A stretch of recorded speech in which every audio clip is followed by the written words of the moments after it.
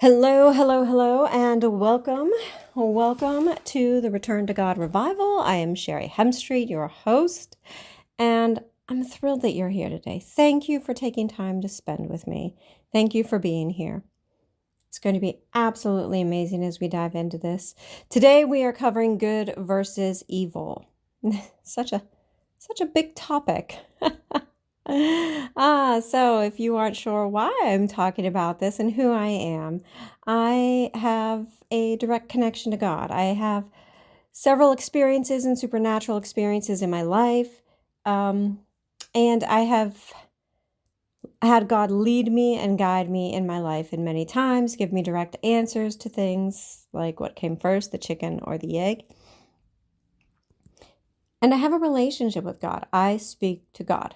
God is a relationship first and foremost, and I am responsible for that relationship. So, with that being said, I share the things that I learn so that others can find their own relationship with God.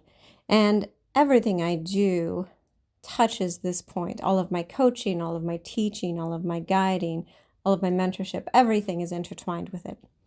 So today we're talking about good versus evil, which is fascinating because, the story of Satan and the devil is the classic story of good versus evil, but that's that's not even close to it. We love a good versus evil story. We like to buy into that drama, buy into that storyline. And we think that it holds truth. And in the human psyche, it can. But we're not here to discuss that. This is the Return to God Revival. And so in the Return to God Revival, I really dive deeply into the subject matter. So in the subject matter of good versus evil, is Satan really against God? Is the devil really against God? No, there is no Satan. There is no God. It is not what you think. Yes, it says so in the Bible. Yes, the Bible was made and manipulated by man. And I have a whole audio, or I will have an entire audio that discusses the Bible if you want to understand that in more depth. But for the sake of this experience that you and I are here for now, good versus evil. You would say, or not you, but it could be said that there's a lot of evil in the world. I see posts every day on Facebook. Why does a good God let bad things happen? Why do bad things happen to good people? Why is there evil? Why does God let evil happen? To understand this, you have to know God. You have to know God and who God is, who the infinite is, who the creator is, personally. So for that, I share my experience. And I was taught this by God. I was shown this by God. I understand this because God has explained these things to me, these concepts, the exact messages I share with you have been explained to me from God. So there is no evil with God. There is no bad. So to understand God, you have to understand that God is, and God does. And God is in everything. God created everything. God had one building block, we should call it, or we could call it one building material when he created everything. And that was himself. So everything is made of God. Everything is God. And God is good because God is light. Now, that doesn't mean that the opposite of God is dark. And because God is good, that doesn't mean that the opposite of God is bad. You see, we have a different density down here on this planet. We have a different function. We have a different way of being. And while we were created in his image and we are created from him, and we indeed are the power and the presence of God fully expressed in human form, we have our own creative powers. And erroneously and quite unknowingly and quite misguidedly even, I would say. We created evil. We created the bad. So there's nothing for God to get rid of. We have the power to change anything. We are the power. God gave us dominion over the entire earth. Everything that walks upon, crawls upon, all of it has been given to us. We are the stewards of it, and we have dominion over it.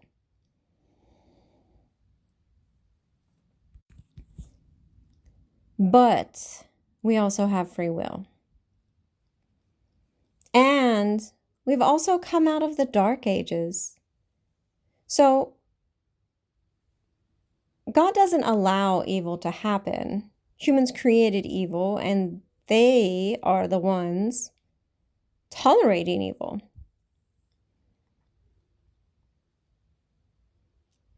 And that's a mouthful. That is a whole word right there. That's a lot to handle, because we are accountable and responsible. And indeed, we are our brother's keeper. But here's the thing. We are not there yet. We're not willing to take responsibility for people because we are still in the label and blame era of growing up. You see, as I look at humanity, as God has shown me, we've just come out of the dark ages, which was very victim tolerant, very pro-victim. There was a lot of victims in the dark ages. There was a lot of dark thinking. We are evolving through our own collective experience as one. Humanity is one collective experience. And so we can look at this from the individual experience and the collective experience. And the collective experience says that we haven't figured out what to do with the evil. So we want it to be God's fault. Because to hold ourselves accountable would be to admit that we have power. And then we would have to choose how to use that power. Would we continue to be the people that we are and destroy others, imprison them, hurt them, execute them? Would we become the judge and the jury? Would we become the judgment? We're already passing judgment.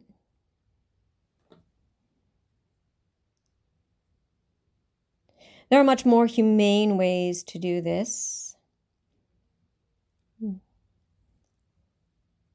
I have my own opinions here. None of that's relevant. But for the sake of this, good and evil is up to us.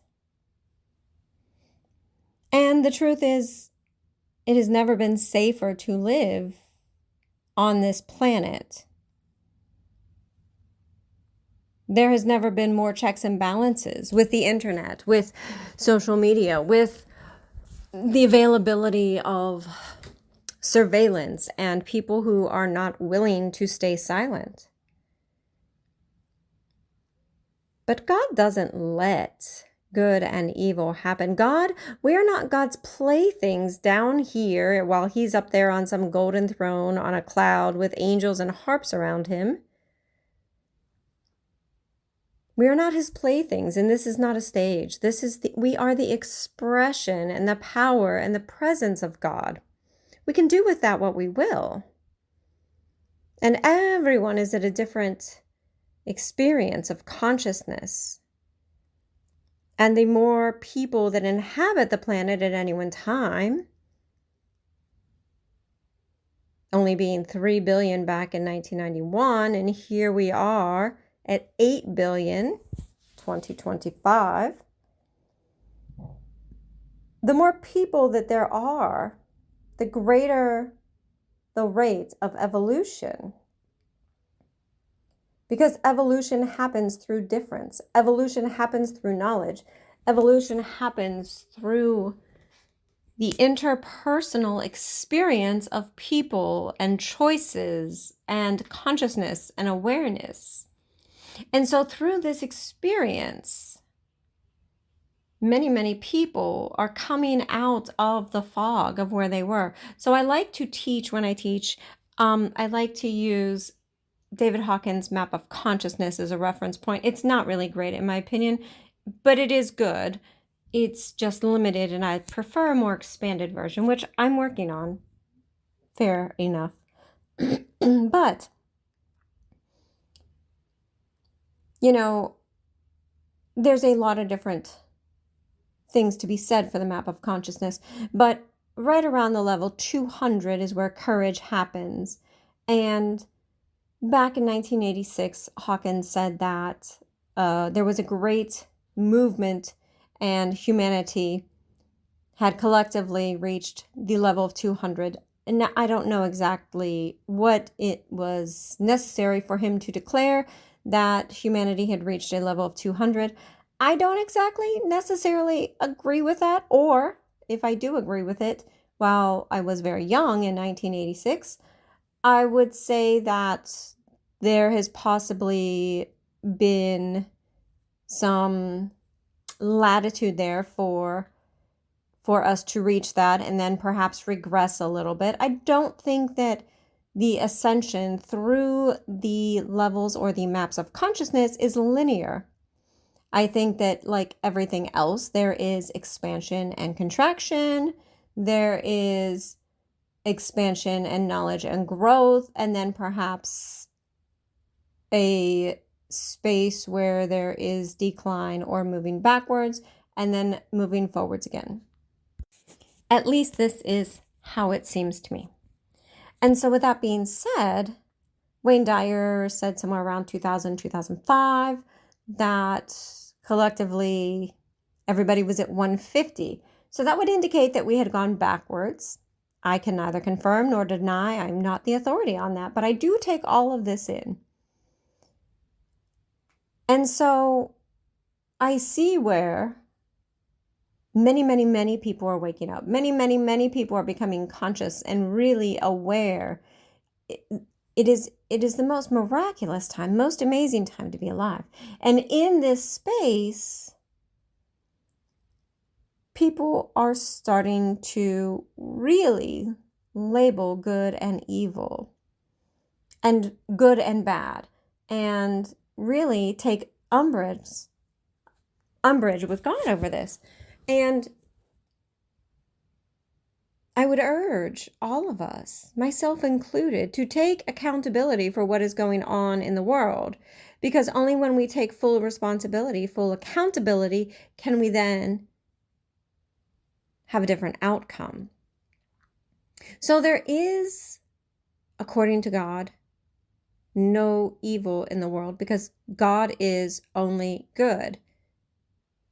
So even if something was not good, if it came from God, it would be turned to good, because God is only good and he can only produce good. It's like, think of an apple tree. An apple can only produce apples. God can only produce good. Humans have the free will to produce anything we desire. We have the base frequency, the lower frequencies, the access to lower, denser energies. And a lot of the bad that has been created is solely the doing of humans. Many, many, many, many eons ago, through the ages. But just as there has been bad created, there is good created. And I look to a time when all of this will no longer be what it is today. You see, we don't like it because we are in awareness, we are in consciousness, we are in knowledge and wisdom. And when you have knowledge and wisdom, and when you know God, and when you are connected to the infinite, the creator, love, you see the dissension between what we see going on the planet, men fighting for their own means, deceiving people, manipulation, people being hurt, women being hurt, children being hurt.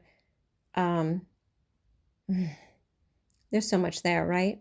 And this is not about to get political, but all of this is the doing of man, human, man, woman, doesn't matter, right? And we as a society have not become awake enough to eradicate it, to take responsibility for it, to draw a line in the sand and say we are an evolved species and this is not how we choose to behave. And that's really what's going on there. It is not that God looks at this and he lets the things happen. If that was the case and he stopped it, we would all be victims to God because we would not have our own volition. We would not have our own authority. We would not have our own autonomy. There would be nothing sovereign about each one of us. And indeed, we are completely sovereign.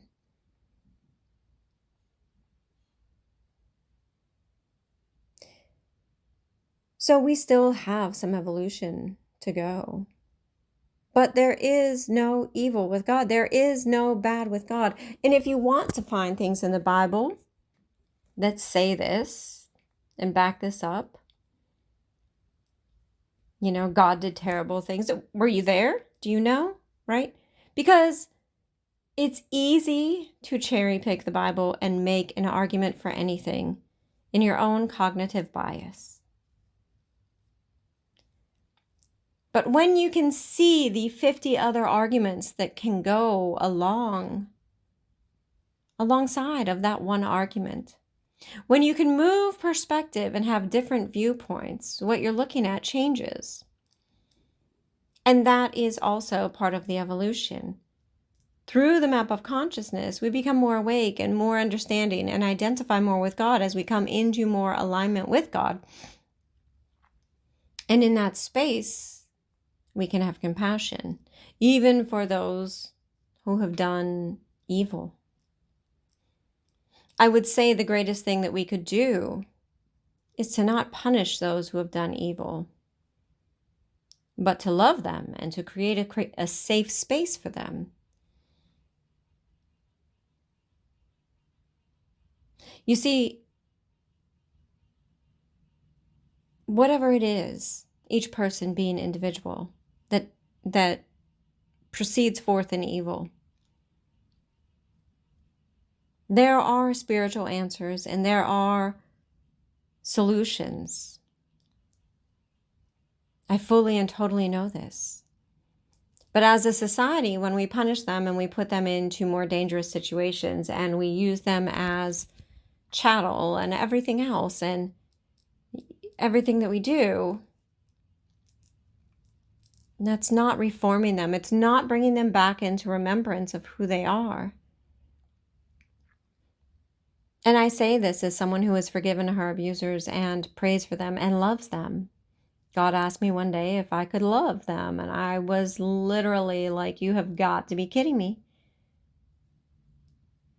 But because of our conversation around that, and that's in my other teachings, I am at the place where I do. These have become my teachers. They've become my greatest gifts. They've become my greatest source of strength. They've become the greatness, where once they were my greatest source of pain. And so, no, perhaps not every single person could be reformed. And for that, these people should be shunned from society, just as in the Bible, they had to be on the outside of the gates of the city. I imagine that they would have to be somewhere where they were guarded and could not escape for the safety of the rest of humanity. But when we would approach things in a different way, there would be so much less of this. And while that is a utopian thought, an idealistic thought, it's also a long way off. Is there good and evil inherently? It depends where you are. It depends at which point of your own evolution you are in. It depends your perspective and thoughts and knowledge of God. At some points of evolution, there is nothing but evil. At other points of evolution, it's not even evil, it's a gift, it's a teacher.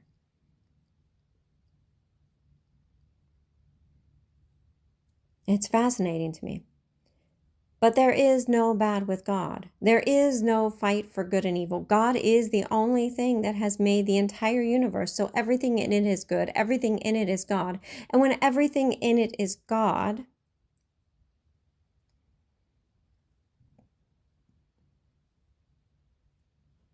there is no evil. Now, of course, let's talk about the things that we perceive as evil. And I'm going to use the very light things here, right? Like, and I'm just using this as an example, like GMOs, right? So somebody could say, well, Sherry, you say everything is good and everything is from God. Yes, everything from God is good. But man creates, and man can create for good or evil, because man has created evil. Man has created beyond God because he has given us even more power. It's perplexing and wonderful and beautiful. So it's something that never truly gets the solution that I would like for it to have. It's a very, very never-ending topic, in my opinion. Yes, evil happens. Yes, bad things happen. No, God does not let them happen, and he doesn't make them happen. You know, there's a lot of Christians out there that are smiting people and shunning people and waiting for the judgment and the fire and brimstone to rain down upon people. And that's not Christianity. That's ego. That's hatred. That's people that don't know love. That's people who don't know God. They know a Bible. They know what they've been told. They know judgment. They know hatred. But they don't know love. They don't know God. They don't know God the way I know God. They don't know God the way I know Creator.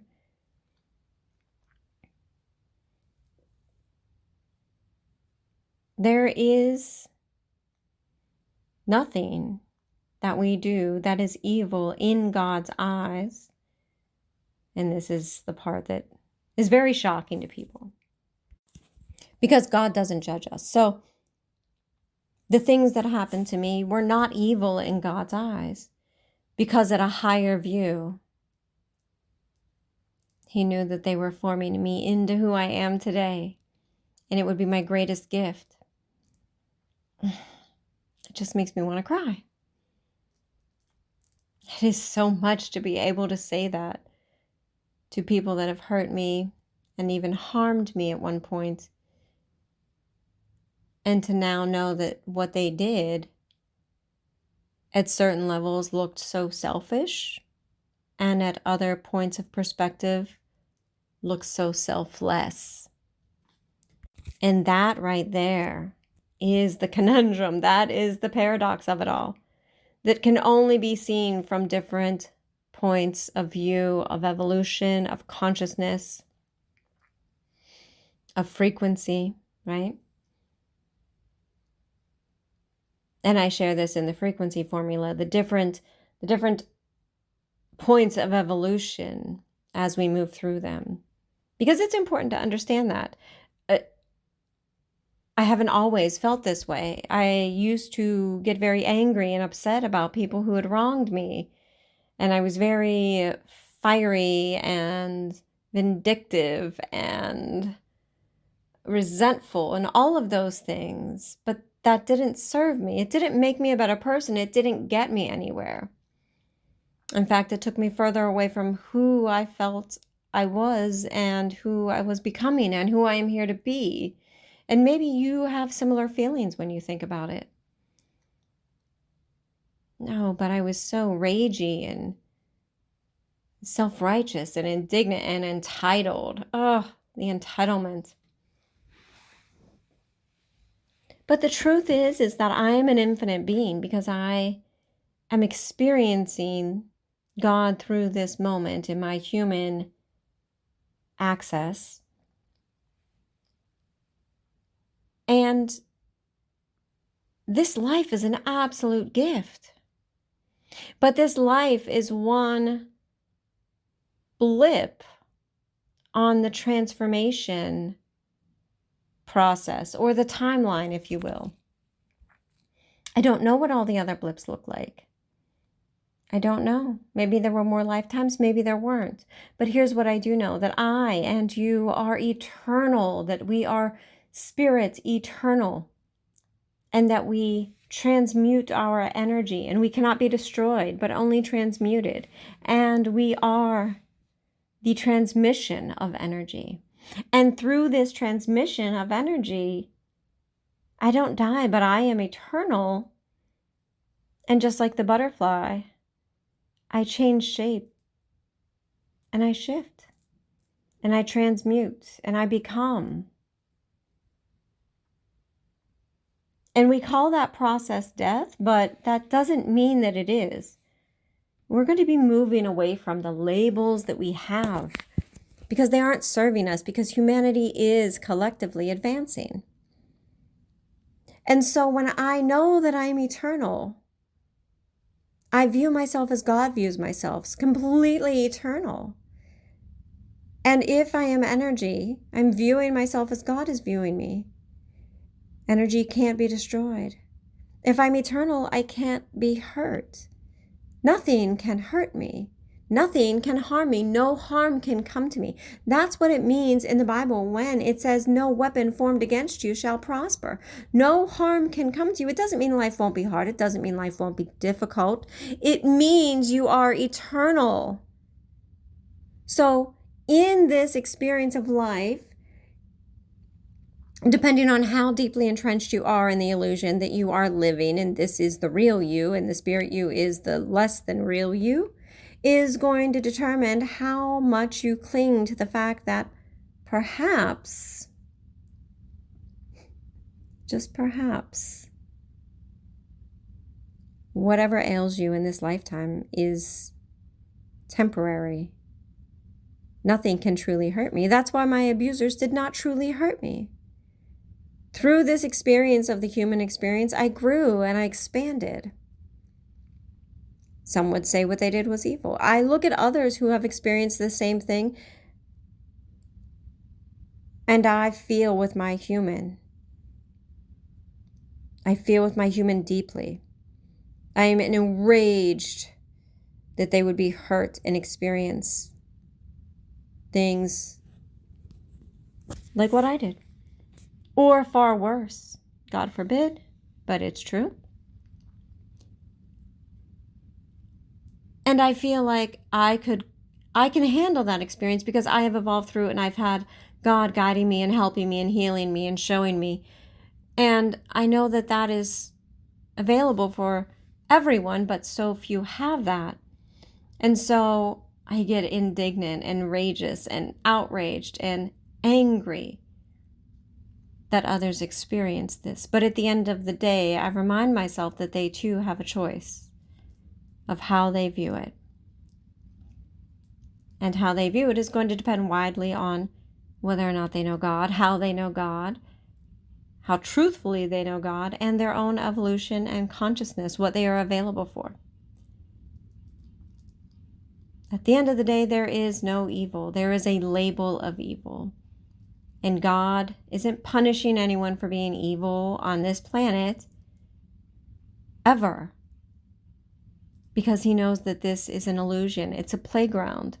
And we are not truly harmed. And we cannot be hurt. Because we are him. We are of him. And we are good. Even if we are cosplaying a bad person or experiencing another person who chooses to cosplay evil. I'm saying cosplay is a way to put this in perspective. But it doesn't make evil any more true than any of the other illusions. The only reason that evil exists is because we all agree that it exists. The only reason evil exists is because we all acknowledge and put energy into it and focus on it and declare it over and over and over.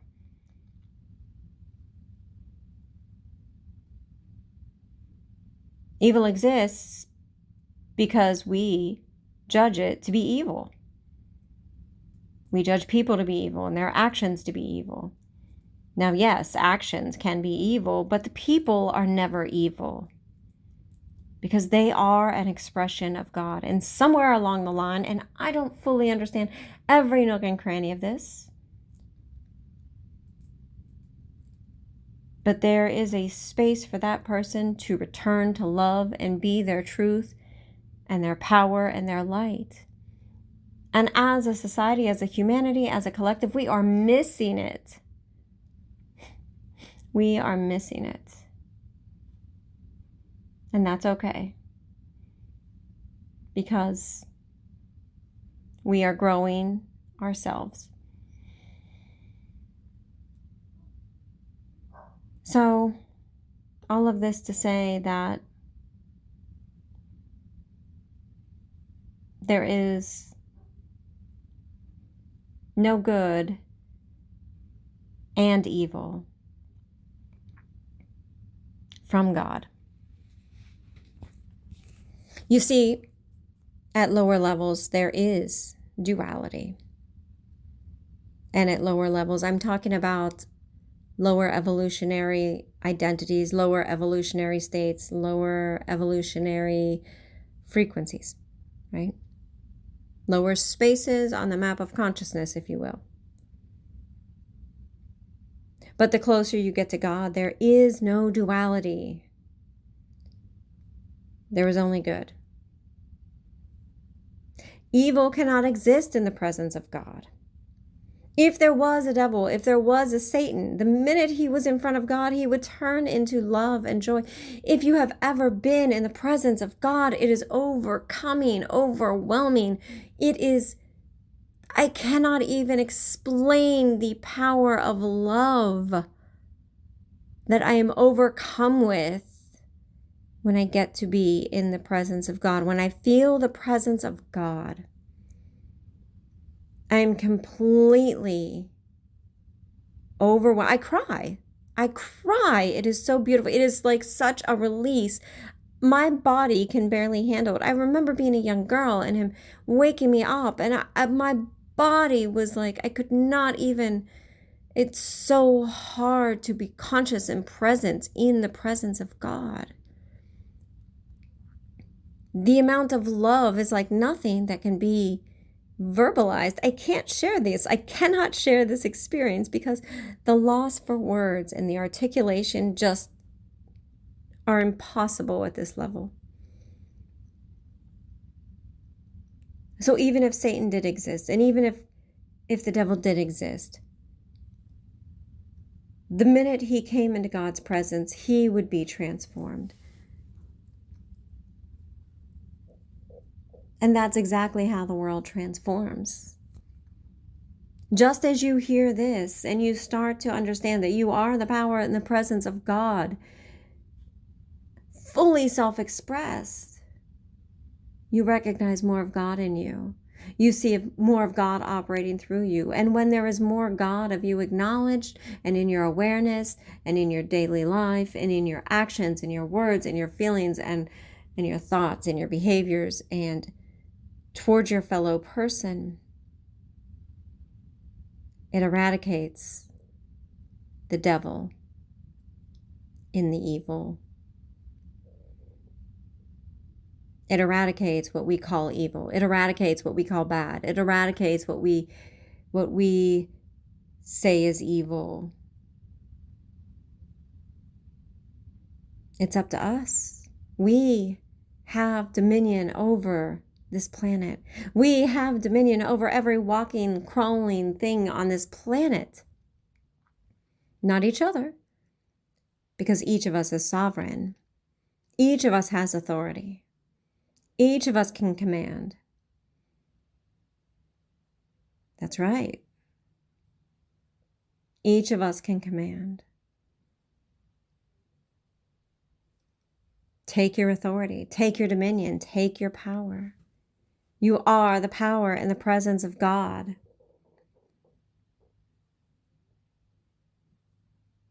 Are you acting like that? Are you living like that? Or are you ignoring that? Many people have a hard time making peace with that and understanding that, and I don't blame them one bit. That's okay. It will come. So the next time you see evil in the world, Bless them. Send them love. Take authority over it. Cast out the devil. Cast out the evil. Be the God through you that changes it. Even in that moment, even without contact with that person, even without being in that situation, your thought and your feeling of how you view that situation changes that situation. It's true. Instead of seeing the evil that is happening, see the greatest gift that is happening. See that person fully healed and in love as God. See the other person as selfless. There are so many ways to look at it. But when you see evil, instead of declaring and labeling and agreeing with it being evil, that is our biggest problem on earth, where two or more are gathered and they are in agreement, so it is. Instead of agreeing that it is evil, agree that it's an illusion. It's the greatest thing you can do. In your mind, in your heart, in your body. If you cannot go to the other end of the spectrum and see the selflessness and the power in the two individuals and how they are truly helping each other, then see the illusion for what it is. See the people for who they are. And at the very least, declare that it is just an illusion. And do not give in to the label and the judgment of evil or bad, because that is what keeps it intact. That is the structure that keeps it in place. That is the structure that is its power source. I hope that this has answered more questions than it gets. I hope that this has answered many questions for you. I know this will not be the beginning and the ending. There will be more about this topic that I will be discussing and discovering and sharing. It's a wide and vast and deep topic. It is. So with this, I hope that I've brought you to a space where you are more curious and leaning in to a higher truth than before. And with that, I say I love you, and I remind you that you are love and you are loved. Thank you for being here. If you know somebody that would benefit from this, if you know somebody that needs this, if you know that this would help someone, anyone, get it to them. If this is something that you feel comfortable and confident sharing on social media so other people can find it, do that. Pay this forward. I'm not the only one who knows these things, but I am the one talking about them. And it is my mission and my prayer that we reach together as many people as we can, you and I. Because I can't do this alone. I am but one person. And if you choose to be a part of this, thank you. And if you choose not to, also thank you for being here. You've taken some time to spend with me, and I'm forever grateful. Because time is your greatest gift. This life is a gift, and the fact that you chose to take a few precious moments and share with me is an honor. And for that, I am most grateful. So to you, I say be blessed in everything.